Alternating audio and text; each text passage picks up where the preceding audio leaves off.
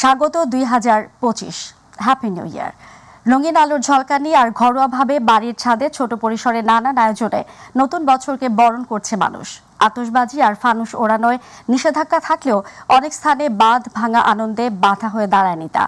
বিশ্বের বিভিন্ন দেশের মতো ইংরেজি নতুন বছরকে বিদায় দিয়ে শান্তির বার্তা নিয়ে যাত্রা শুরু হলো 2025 সালের। বিস্তারিত রিপোর্টটি নিয়ে আছেন আবু সাইদ অপু। বিদায় 2024, স্বাগত 2025, হ্যাপি নিউ ইয়ার। রাত 12:01 শুরু হলো নতুন বছর। সময়ের পরিক্রমায় মহাকালে হারিয়ে গেল আরও একটি বছর। শুরু হলো নতুন বছরের পরিক্রমা।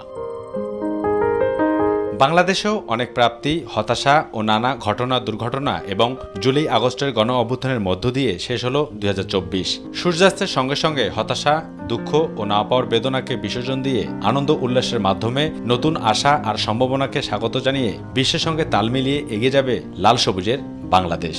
নতুন বছরে যাতে সবাই ভালো থাকতে পারে, আমরা ভালো থাকতে পারি, নতুন প্রত্যাশা থাকবে আর নতুন বাংলাদেশ হবে। আমরা অনেক ধরনের বিপদ, অনেক ধরনের ঝামেলা এড়াইছি, সুন্দর একটা বাংলাদেশের প্রত্যাশা আমাদের নতুন বছর। আমরা সেই বাংলাদেশে চাই যেখানে কোনো রকম বৈষম্য থাকবে না, ধর্ম বর্ণ নির্বিশেষে, নারী পুরুষ নির্বিশেষে সবাই সমান অধিকার পাবে। বাঙালি জাতির কাছে বাংলা নববর্ষ বিশেষ গুরুত্ব বহন করলেও ইংরেজি সাল গণনা অনুসারে চলে মানুষের জীবন সমীকরণের নানাবিধ আয়োজন। ব্যক্তিগত জীবন থেকে শুরু করে রাষ্ট্রীয় কর্মকাণ্ডে সর্বত্রই ইংরেজি সালের বিচরণ। রেভলিউশনের মাধ্যমে যে চেঞ্জটা হয়েছে সেই চেঞ্জের ইমপ্লিকেশনসটা আমরা দেখতে চাই আমাদের রিয়েল লাইফে। সেটা আমাদের ওয়ার্ক লাইফ বলেন, এডুকেশনাল লাইফ বলেন বা এমনি ইন জেনারেল লাইফ বলেন, সেখানে চেঞ্জগুলো ইমপ্লিকেশনস দেখতে চাই। নতুন দেশ, নতুন স্বাধীনতা, সবকিছু নতুনভাবে নতুন প্রজন্ম সবাই যেন সবকিছু সাবলীলভাবে সুষ্ঠুভাবে এগিয়ে নিয়ে যেতে পারে, এটাই আসলে এখনকার প্রত্যাশা। জিনিসের দামটা নাগালের মধ্যে রাখা উচিত, বিশেষ করে নিত্য প্রয়োজনীয় জিনিস যেগুলো আছে। এবং চিকিৎসার ক্ষেত্রে বলবো যে চিকিৎসাটা এই সেক্টরটাতে গভর্নমেন্টের বিশেষ নজর দেওয়া জরুরি। কোনো ধরনের কোনো দুষ্কৃতিকারী কোনো অঘটন যাতে না ঘটাতে পারে সেই বিষয়ে আমরা সর্বদা সোচ্চার থাকা। আর তাই 2024-এর সব গ্লানি মুছে নতুন বাংলাদেশের প্রত্যয় নিয়ে অতীতের সব পুরনো অনিশ্চয়তা, ব্যর্থতা ভুলে নতুন করে আশায় বুক বেঁধেছে মানুষ। নতুন করে স্বপ্ন নিয়ে পরিকল্পনা আর সুন্দর আগামীর নতুন প্রত্যাশা ছিল সবার মুখে। মানুষ স্মৃতিকাতর হয়, আবেগে আপ্লুত কিংবা আনন্দে উদ্বেলিত হয়। আর এসব অনুভূতির মধ্য দিয়ে মানুষ একসময় পুরাতনকে বিদায় দিয়ে নতুনকে বরণ করে নেয়। পুরনো দিনের ভুল শুধরে নতুনকে আলিঙ্গন করে নবপ্রত্যয়ে নতুন আশায়। ঠিক তেমনই মহাকালের আবর্তে বিলীন হয়ে গেল আরও একটি বছর। নতুন স্পন্দন, নতুন আশা, নতুন সম্ভাবনাকে সামনে নিয়ে শুরু হলো নতুন বছর। স্বাগত ইংরেজি নববর্ষ 2025, হ্যাপি নিউ ইয়ার। গুলশান থেকে আবু সাইদ অপু, মাই টিভি, ঢাকা। আতশবাজির বর্ণিলোৎসবটায় বিশ্বজুড়ে বরণ করা হলো নতুন বছর। ভৌগোলিক কারণে সবার আগে 2025 সালকে স্বাগত জানায় নিউজিল্যান্ড। প্রতিবেশী অস্ট্রেলিয়ার সিডনি হারবারেও ছিল জমকালো আয়োজন। বর্ণিল আয়োজন ছিল যুক্তরাষ্ট্র, চীন, মালয়েশিয়া সহ পৃথিবীর বিভিন্ন দেশে। আতিকুর রহমান তিতাসের বিস্তারিত রিপোর্ট।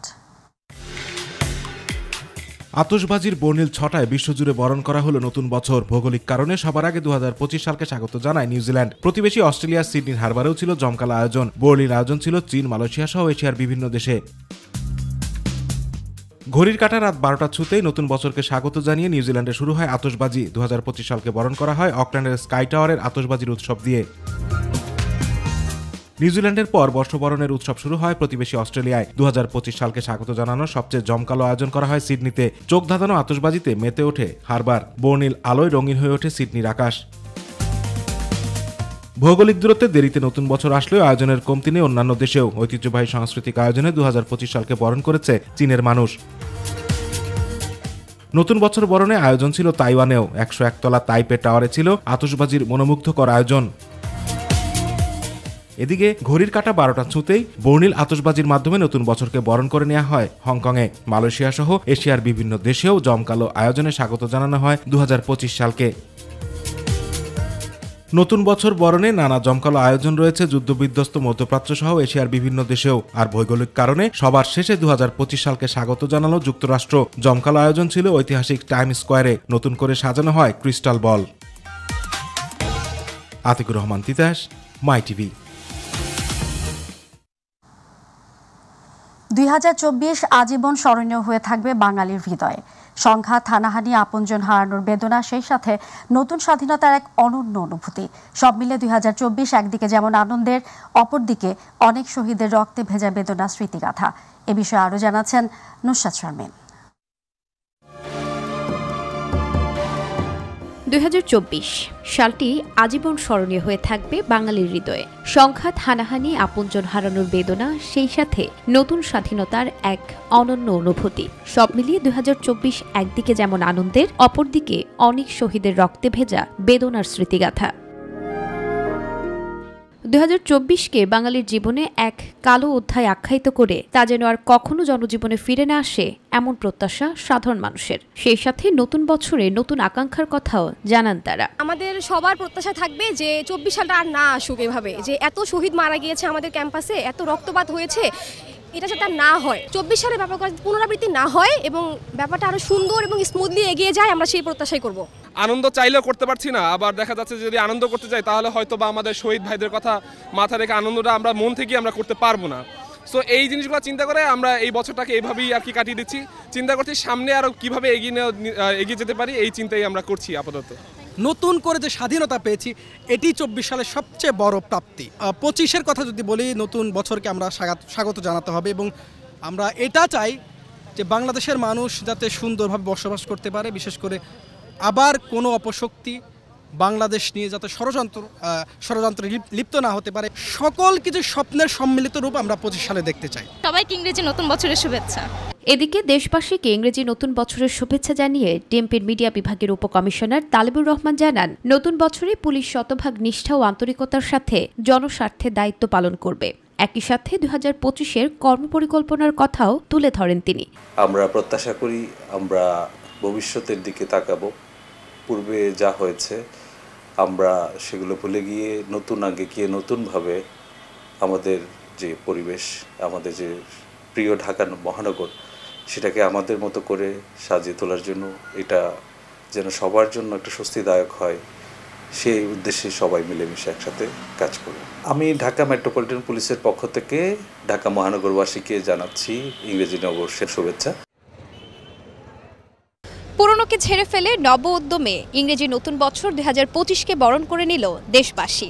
বিদায় বছর 2024-এর অপ্রাপ্তি আর শোক পরিণত হবে নতুন বছরের শক্তিতে, এমন প্রত্যাশা সকলের। নুসরাত শারমিন, মাই টিভি, ঢাকা। উদ্যোক্তা তৈরির লক্ষ্যে ভবিষ্যতে বাণিজ্য মেলা সারা দেশে আয়োজনে পরামর্শ দিলেন প্রধান উপদেষ্টা ডক্টর মোহাম্মদ ইউনূস। তিনি বলেন, এই মেলার মাধ্যমে তরুণ তরুণী সহ সব বয়সী মানুষকে স্বতঃস্ফূর্ত উদ্যোক্তা হবার শক্তি গড়ে তুলতে হবে। সকালে 29তম ঢাকা আন্তর্জাতিক বাণিজ্য মেলার উদ্বোধনকালে তিনি এসব কথা বলেন। ডক্টর ইউনূস আরও বলেন, দেশে উৎপাদিত পণ্যগুলো রপ্তানিতে অন্তর্ভুক্ত পণ্যের বাজার সম্প্রসারণে বাণিজ্য মেলা ভূমিকা রাখবে। সাইদুর রহমান আবিরের বিস্তারিত রিপোর্ট। পূর্বাঞ্চলে বাংলাদেশ চায়না ফ্রেন্ডশিপ এক্সিবিশন সেন্টারে 19তম ঢাকা আন্তর্জাতিক বাণিজ্য মেলার উদ্বোধনী অনুষ্ঠানে যোগ দেন অন্তর্বর্তী সরকারের প্রধান উপদেষ্টা ডক্টর মোহাম্মদ ইউনূস। ইংরেজি বর্ষের শুভেচ্ছা জানাচ্ছি। বক্তব্যে প্রধান উপদেষ্টা বলেন, মানুষ মাত্রই উদ্যোক্তা, তারা শ্রমিক নয়। তিনি বলেন, বাণিজ্য মেলা মানুষকে নিজের উদ্যোগ ও সৃজনশীলতাকে তুলে ধরার সুযোগ সৃষ্টি করে দেয়। আমরা ব্যবসা বাণিজ্য করি, টাকা পয়সা রোজগার করি, বাণিজ্য করি, আন্তর্জাতিক বাণিজ্য করি, দেশের উপকার হয়, সব কিছু ভালো কথা। কিন্তু তার চাইতে বড় কথা হলো মানুষের মনের মধ্যে কি ক্রিয়া প্রতিক্রিয়া হয়, সেটা তার চিন্তার ভেতরে আমরা কি ঢুকিয়ে দিতে পারি, সে কি জিনিসটা সে গ্রহণ করে, সেটা এটা আমাদের দেশের জন্য অত্যন্ত গুরুত্বপূর্ণ। এই দেশটা একটা অপূর্ব সুযোগের দেশ। আমরা উত্তরাধিকার সূত্রে পেয়েছি। উদ্যোক্তা তৈরির লক্ষ্যে ভবিষ্যতে উপজেলা পর্যায়ে বাণিজ্য মেলা আয়োজনে পরামর্শ দেন প্রধান উপদেষ্টা। বলেন, মেলার মাধ্যমে তরুণ তরুণী সহ সব বয়সী মানুষকে স্বতঃস্ফূর্ত উদ্যোক্তা হবার শক্তি গড়ে তুলতে হবে। তরুণদের একাংশ বাণিজ্য মেলাতে, এটা তাদেরই অংশ। এখানে 25 বছরের পরের নিচে হতে হবে, এরকম কিছু একটা শর্ত দিয়ে দেওয়া। যারা 25 বছরের নিচে তারা এখানে আসবে, এখানে তারা দেখাতে পারবে তাদের কি করে তারা। আমরা যদি খুঁজি অবাক কেন, অসংখ্য রকমের কাজ করে তরুণরা, কিন্তু কোথাও স্বীকৃতি নাই, সরকারি স্বীকৃতি নাই, অন্য ব্যবসায়ী মহলে স্বীকৃতি নাই, কিন্তু তারা অনেক জিনিস করে, ছোট ছোট ছোট ছোট জিনিস করে। এবং তরুণ বলতে আমি শুধু ছেলে তরুণদের কথা বলছি না, মেয়ে তরুণ, অসংখ্য কাজ আপনাদের জানা আছে, আপনাদের প্রত্যেকে জানেন কে কী করে। ঘরে বসে শাড়ি বিক্রি করে, যে কোথাও যায় না, বাড়িতেই কিছু না, কিন্তু তার ক্রেতা বহু জায়গায়। দেশে উৎপাদিত পণ্যগুলো রপ্তানি ও পণ্যের বাজার সম্প্রসারণে বাণিজ্য মেলা ভূমিকা রাখবে বলেও আশা প্রকাশ করেন প্রধান উপদেষ্টা। দেশে উৎপাদিত পণ্য সামগ্রীকে আন্তর্জাতিক মানদণ্ড অনুযায়ী উৎপাদন ও রপ্তানিতে রপ্তানি উন্নয়ন ব্যুরো দীর্ঘদিন ধরে কাজ করে আসছে। এই সংস্থা নতুন নতুন পণ্যকে রপ্তানিতে অন্তর্ভুক্তকরণ, পণ্যের বাজার সম্প্রসারণ, পণ্য বহুমুখীকরণের অংশ হিসেবে প্রতি বছর এই মেলাটি আয়োজন করে। এই সঙ্গে আমি ঢাকা আন্তর্জাতিক বাণিজ্য মেলা 2025-এর শুভ উদ্বোধন ঘোষণা করছি। পরে মেলার বিভিন্ন স্টল ঘুরে দেখেন প্রধান উপদেষ্টা। এবার দেশীয় প্রতিষ্ঠানের পাশাপাশি 7 দেশের 11 প্রতিষ্ঠান মেলায় অংশ নিয়েছে। সাইদুর রহমান আবির, মাই টিভি, ঢাকা। জাতীয়তাবাদী ছাত্রদলের 46তম প্রতিষ্ঠা বার্ষিকী আজ। 1979 সালের 1 জানুয়ারি বিএনপি প্রতিষ্ঠাতা সাবেক রাষ্ট্রপতি জিয়াউর রহমান ছাত্রদল প্রতিষ্ঠা করেন। প্রতিষ্ঠা বার্ষিকী উপলক্ষে বেলা 11টায় ছাত্রদলের নেতাকর্মীদের সাথে নিয়ে সাবেক রাষ্ট্রপতি জিয়াউর রহমানের সমাধিতে পুষ্পস্তবক অর্পণ করেন দলটির স্থায়ী কমিটির সদস্য ডক্টর মঈন খান। এ সময় তিনি বলেন, সংস্কারের সাথে নির্বাচনী প্রস্তুতিও চলতে হবে। ডক্টর মঈন খান বলেন, সংস্কার ধারাবাহিক প্রক্রিয়া, আগে সংস্কার ও পরে নির্বাচন কোনো অর্থ বহন করে না।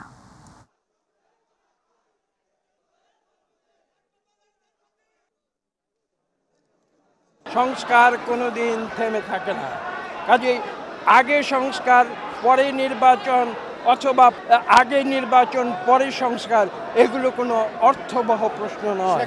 সংস্কার চলবে যদি আমরা গণতন্ত্রে বিশ্বাস করি, যেগুলো অতি প্রয়োজনীয় সেই সংস্কারগুলো হবে। পাশাপাশি নির্বাচনের প্রস্তুতি চলবে এবং যথাশীঘ্র জনগণের দেশ জনগণের হাতে তুলে দেওয়া হবে একটি সুষ্ঠু নিরপেক্ষ নির্বাচনের মাধ্যমে। এ পর্যন্ত 2229টি পরিবারকে সহায়তা করেছে জুলাই শহীদ স্মৃতি ফাউন্ডেশন। এর মধ্যে 628টি শহীদ পরিবার ও 1601টি আহত পরিবার রয়েছে বলে জানিয়েছেন জুলাই স্মৃতি ফাউন্ডেশনের সাধারণ সম্পাদক শারজিস আলম। তিনি জানান, এখন পর্যন্ত অনুদান পাওয়া গেছে 109 কোটি 20 লাখ টাকা। এর মধ্যে 47 কোটি 32 লাখ টাকা দেওয়া হয়েছে। বর্তমানে ফান্ডে আছে 61 কোটি টাকা। এ সময় তিনি আরও জানান, তালিকা কেউ যেন প্রশ্নবিদ্ধ করতে না পারে সে চেষ্টা চলছে। এখন থেকে আহতরা ফাইল জমা দিলে 2 থেকে 3 দিনের মধ্যে টাকা পাবেন বলেও জানান শারজিস আলম। যে ভাগটা করা হয়, কারণ বাবা মা আছেন, একজন আমার যিনি ওয়াইফ উনি আছেন, উনার সন্তান আছেন, আমরা 50-50 করলাম, এটা অনেকে মানতে চান না। 60-50 করলাম, মানতে চান না, এই জন্য আসেন না। তো না আসলে আমরা দিব কিভাবে? ঝামেলাটা তাদের মধ্যে। এসে অনেকে না নিয়ে চলে যান, কারণটা হচ্ছে ওনারা নিজেরা কনভিন্স হতে পারেন না এই অ্যামাউন্টের বিষয়ে। কিন্তু আমাদের তো লজিক্যাল হওয়া লাগে। ওয়াইফ আছেন, একজন সন্তান আছেন, 2 জন পরিবারের সদস্য, বাবা মাও তো আছেন, তাদেরও তো সামনের সন্তান থাকলে তো দেখতো, এইটুকু তো তারা তো মানুষ করেছেন। সো তাদেরকে 50-50 না দিই, 40-60 দিতে হবে। এদিকেও 2 জন আছেন, এদিকেও 2 জন আছেন। অনেক ক্ষেত্রে বাবা মা মানতে চান না, অনেক ক্ষেত্রে ওয়াইফ মানতে চান না। সো এটা আমাদের তাদেরকে ম্যানেজ করতে কিছুটা সময় চলে যায়। সারা দেশের শিক্ষা প্রতিষ্ঠানগুলোতে নতুন শিক্ষাবর্ষের প্রথম দিনে দেয়া হলো নতুন বই। এতে উচ্ছ্বসিত শিক্ষার্থীরা। এদিকে জাতীয় শিক্ষাক্রম ও পাঠ্যপুস্তক board chairman AK-M Riazul Hasan বলেছেন, প্রাথমিক ও মাধ্যমিকের 441টি বই পরিমার্জন করা হয়েছে। সকালে এসব কথা বলেন তিনি বলেন, 5 জানুয়ারির মধ্যে প্রাথমিকের বাকি সব বই ও মাধ্যমিকের 8টি বই পৌঁছে যাবে শিক্ষার্থীদের হাতে। এছাড়াও 10 জানুয়ারির মধ্যে মাধ্যমিকের 10ম শ্রেণীর বই ও 20 তারিখের মধ্যে সকল শ্রেণীর বই শিক্ষার্থীদের হাতে পৌঁছে যাবে। 41 কোটির মধ্যে 6 কোটি বই দেওয়া হয়ে গেছে, আরও 4 কোটি বই দেওয়ার প্রস্তুতি নেওয়া হয়েছে বলে জানিয়েছেন তিনি আরও বলেন, এর আগে বই উৎসবের নামে অর্থ অপচয় হয়েছে।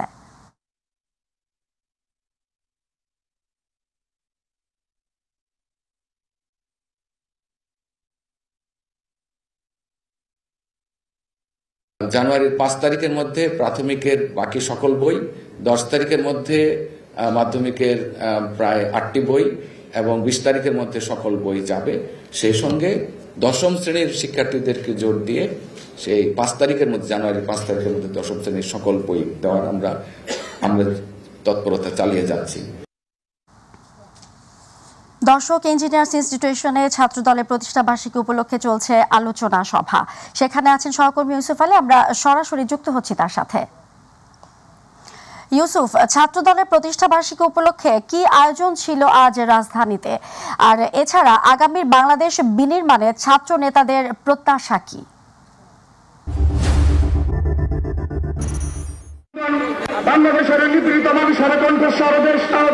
আপনি জানেন যে আজকে জাতীয়তাবাদী ছাত্র দলের 46তম প্রতিষ্ঠা বার্ষিকী। সকালে প্রতিষ্ঠা বার্ষিকী উপলক্ষে বিএনপির প্রতিষ্ঠাতা ও সাবেক রাষ্ট্রপতি জিয়াউর রহমানের পক্ষ থেকে ছাত্র দলের নেতৃবৃন্দ, বিএনপির স্থায়ী কমিটির সদস্য ডক্টর আব্দুল মুইন খানকে সাথে নিয়ে মাজারে শ্রদ্ধা নিবেদন করেছেন এবং 12টার সময় ইঞ্জিনিয়ার্স ইনস্টিটিউটে বিনামূল্যে রক্তদান কর্মসূচির আয়োজন করা হয়েছে। এখন আলোচনা সভা চলছে ছাত্র দলের উদ্যোগে। এই আলোচনা সভায় বিএনপির ভারপ্রাপ্ত চেয়ারম্যান তারেক রহমান লন্ডন থেকে ভার্চুয়ালি যুক্ত হয়ে ছাত্র সমাজের উদ্দেশ্যে বক্তব্য রাখবেন এবং দিক নির্দেশনা দেবেন যে আগামীর বাংলাদেশকে গড়তে ছাত্র সমাজকে কি ভূমিকা রাখতে হবে এবং ছাত্রদের কি কি কর্মকাণ্ডে সম্পৃক্ত হতে হবে, বিএনপিকে জনপ্রিয় করতে ছাত্রদলকে কি কি ভূমিকা রাখতে হবে এবং দেশের মানুষের কাছে গ্রাম থেকে গ্রামান্তরে বিএনপিকে কিভাবে তুলে ধরবে সে বিষয়ে বক্তব্য রাখবেন বিএনপির ভারপ্রাপ্ত চেয়ারম্যান তারেক রহমান। তবে তার নির্দেশনা পর্যন্ত আমাদেরকে অপেক্ষা করতে হবে যে এই আগামী দিনে ছাত্র দলের কর্মকাণ্ড কিভাবে পরিচালিত হবে, তাদেরকে কি নির্দেশনা দেন সেটি জানার জন্য। এবং এখানে বিএনপির মহাসচিব মির্জা ফখরুল ইসলাম আলমগীর সহ সিনিয়র নেতৃবৃন্দ রয়েছেন যারা বক্তব্য দেওয়ার কথা রয়েছে ছাত্র দলের প্রতিষ্ঠা বার্ষিকীর এই আলোচনা সভা অনুষ্ঠানে। ফজিয়া, ইঞ্জিনিয়ার্স ইনস্টিটিউট থেকে আমার কাছে এই ছিল সবশেষ পরিস্থিতি। ইউসুফ, আপনাকে ধন্যবাদ। দর্শক, রাজধানীর ইঞ্জিনিয়ার্স ইনস্টিটিউশন থেকে এতক্ষণ আমাদের সঙ্গে সরাসরি যুক্ত ছিলেন সহকর্মী ইউসুফ আলী। জয়পুরহাটের সড়কে দাপিয়ে বেড়াচ্ছে প্রায় 25,000 ব্যাটারি চালিত অবৈধ রিকশা, ভ্যান ও অটোরিকশা। এতে সৃষ্টি হচ্ছে তীব্র যানজট, চলাচলে শহরবাসী পড়ছে চরম ভোগান্তিতে। এসব অবৈধ যানবাহনগুলোর বৈধতা দিচ্ছেন পৌর কর্তৃপক্ষ, আর বিআরটি বলছেন এর কোনো বৈধতা নেই। ব্যাঙের ছাতার মতো এসব অবৈধ যানবাহন দিনে দিনে বেড়ে যাওয়ায় যানজট নিয়ন্ত্রণে হিমশিম খাচ্ছেন ট্রাফিক পুলিশ। প্রতিনিধি বিপুল কুমার সরকার রিপোর্ট, জানাচ্ছেন শামস তাবরিজ উচ্ছ্বাস। জয়পুরহাটের সড়কে বেড়েছে অবৈধ ব্যাটারি চালিত রিকশা, ভ্যান, অটোরিকশার দৌরাত্ম্য। শহর ও জেলার বিভিন্ন সড়কে দাপিয়ে বেড়াচ্ছে প্রায় 25,000 এসব যানবাহন। শহরে ব্যাটারি চালিত রিকশা, ভ্যান ও অটোরিকশা চালকদের নেই কোনো প্রশিক্ষণ। বেশিরভাগ চালক মানেন না ট্রাফিক আইন। যত্রতত্র পার্কিং, ঘোরাঘুরি করায় সৃষ্টি হচ্ছে যানজট। ঘটে মাঝে মধ্যেই দুর্ঘটনা। যানজটে অতিষ্ঠ সাধারণ জনগণ। এই বিভিন্ন থানার গাড়িগুলো আমাদের শহরের মুখী করার জন্য আমাদের যানজট সৃষ্টি বেশি হয়ে যায়। শহরের 0 পয়েন্ট রেলগেট থেকে হাসপাতাল ও বাস স্ট্যান্ড পর্যন্ত 10 মিনিটের রাস্তা যেতে কোনো সময় লাগে প্রায় 1 ঘন্টা। যানজট নিরসনে এসব অবৈধ যানবাহনের বিরুদ্ধে সংশ্লিষ্টদের কার্যকরী পদক্ষেপ চান সাধারণ মানুষ। ইজি বাইক এগুলোকে কমানোর অতি তাড়াতাড়ি ব্যবস্থা নিতে হবে। ব্যাটারি চালিত রিক্সা এবং ভ্যান বা অটোদের এদের কারণে আমাদের যাতে 1 থেকে 1.5 ঘন্টা সময় লাগে। এত পরিমাণ ব্যাটারি চালিত রিক্সা বেড়ে গেছে, যার কারণে আমাদের মনে করেন স্কুল যাইতে অনেক পরিমাণ সমস্যা হচ্ছে। 10 মিনিটের রাস্তা আমাদের 1 ঘন্টা লাগে যায়। আরো কয়েক পয়েন্টে ট্রাফিক বসানো উচিত যে যানজট নিরসনের জন্য। যানজটের কারণে অনেক সময় অনেক বেশি লাগে। আবার লাইসেন্স দেওয়ার অথরিটি না থাকার কথা স্বীকার করে পৌরসভার লাইসেন্স পরিদর্শক বলেন, পৌর পরিষদের সিদ্ধান্ত মতে লাইসেন্স দেওয়া হয়েছে। আমাকে লাইসেন্স পরিদর্শক হিসাবে আমাকে যেহেতু নির্দেশ দেওয়া হয়, সেই অনুযায়ী আমি এই লাইসেন্স প্রদান করে থাকি। পৌরসভা এসব যানবাহনের রেজিস্ট্রেশন দিতে পারে কিনা বা কতটা আইনসিদ্ধ তা জানা নেই বলে জানান বিআরটি এর এই কর্মকর্তা। মোটরযান সংক্রান্ত যে ব্যাখ্যাটা আছে এটার ভিতরে এটা কভার করে না, সেহেতু এটার রেজিস্ট্রেশনের বিষয়ে এখনো আমাদের অথরিটি থেকে কোনো দিক নির্দেশনা নাই। এবং ট্রাফিক পুলিশ বলছে সড়কে অতিমাত্রায় এসব অবৈধ যানবাহনের দৌরাত্ম্যে বাড়ছে দুর্ঘটনার ঝুঁকি। আর অবৈধ যানবাহনগুলোর বিরুদ্ধে ব্যবস্থা নেওয়ার কথা জানালেন পুলিশ সুপার। আমরা পৌরসভাকে রিকোয়েস্ট করেছি যাতে এই শহরের যে আয়তন, রাস্তাঘাটের যে আয়তন আছে সেটার সাথে সামঞ্জস্য রেখে তাদের রেজিস্ট্রেশন দেয়। যে অবৈধ যানবাহন আছে সেগুলোর বিরুদ্ধে প্রচলিত আইন অনুযায়ী ব্যবস্থা নেবে। জয়পুরহাট পৌরসভা কর্তৃক ব্যাটারি চালিত ছোট বড় রিক্সা, অটোরিকশার রেজিস্ট্রেশন দেওয়া হয়েছে 1860টি। শামস তাবরিজ উচ্ছ্বাস, মাই টিভি নিউজ ডেস্ক। দর্শকের পর্যায়ে রয়েছে আমাদের কৃষি।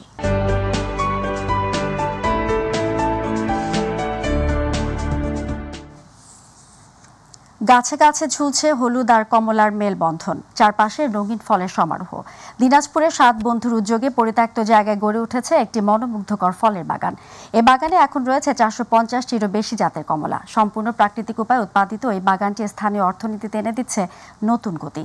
প্রতিনিধি মুকুল চট্টোপাধ্যায়ের রিপোর্ট, জানাচ্ছেন শামস তাবরিজ উচ্ছ্বাস।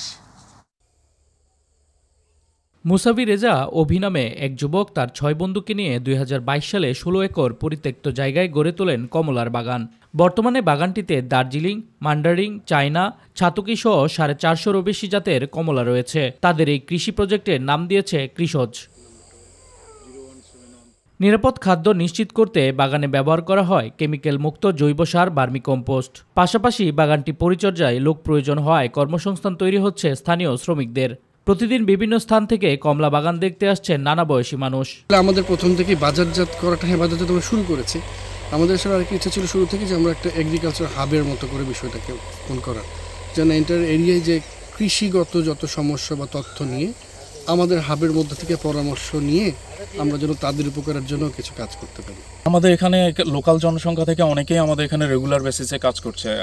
আলহামদুলিল্লাহ ওনারা অনেকভাবে উপকৃত হচ্ছে এখান থেকে। প্রথম দিকে নানা চ্যালেঞ্জ থাকলেও বর্তমানে এই 7 বন্ধু এলাকার জন্য হয়ে উঠেছে অনুপ্রেরণার উৎস।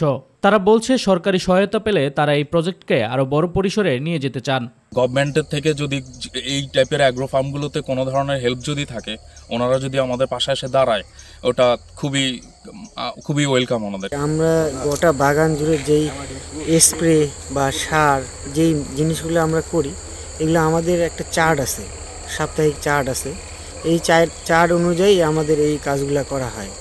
প্রচেষ্টা মানুষকে সফলতার দিকে ঠেলে দেয়, এটাই প্রমাণ করেছে দিনাজপুরের এই 7 বন্ধু।